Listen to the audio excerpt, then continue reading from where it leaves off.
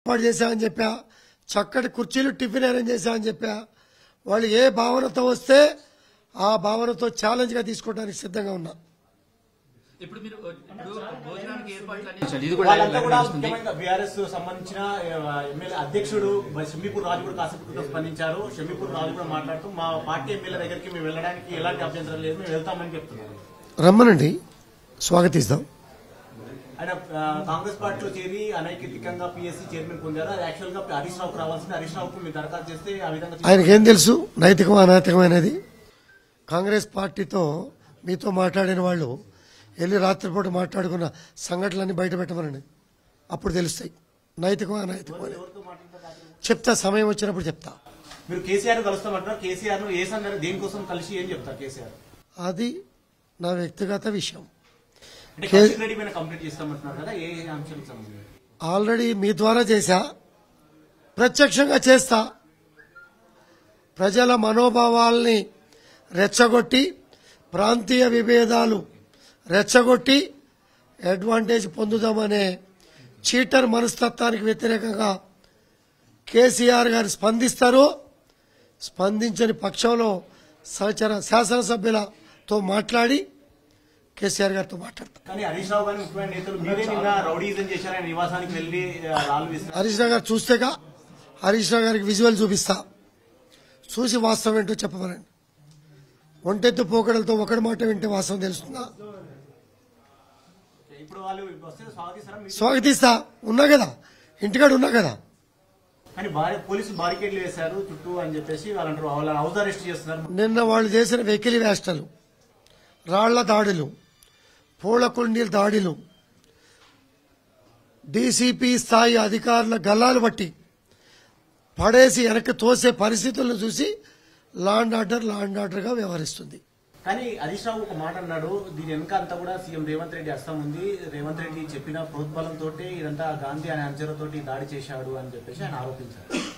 రేవంత్ రెడ్డి గారు ఎక్కడున్నారు? మరి ఎవరితో మాట్లాడారు? నా ఫోన్ ఇస్తా, ఒక కాల్ చూస్తారా? ఆరోపణలు 100 చేయొచ్చు, ఊహాగానాలు 100 ఊహించుకోవచ్చు. మాట్లాడే వాళ్ళు వాస్తవాలకు దగ్గర రావాలి.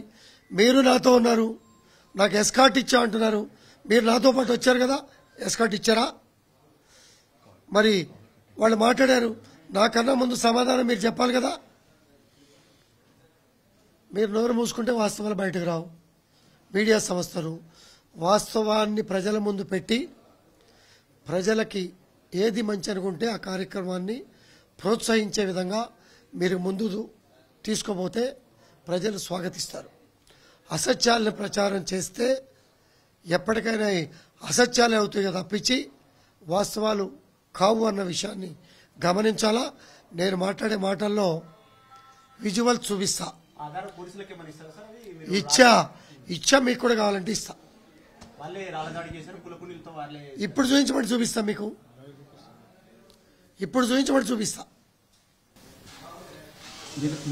మీరు భోజనానికి ఏర్పాటు చేశారు, టిఫిన్ కి ఏర్పాటు చేశారు, కుర్చీలతో సహా చూపిస్తున్నారు. కానీ వాళ్ళు వచ్చేది భోజనానికి కాదు, మీ మెడలో పార్టీ కడువ కప్పాలనేదే వాళ్ళ ఇంటెన్షన్ కనిపిస్తుంది. ఆ పరిస్థితులు అయితే ఖచ్చితంగా ఉద్రిక్త పరిస్థితులు ఏర్పడతాయి. ఎవడు కూడా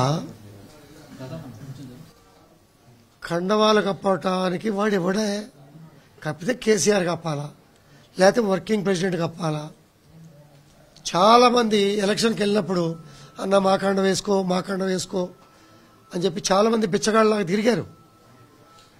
బలవంతంగా కూడా వేశారు, వాళ్ళు పోగానే తీసి బయట పడేశారు. మనస్సు అంగీకరించాలా, మనస్సు గాయపరచకూడదు.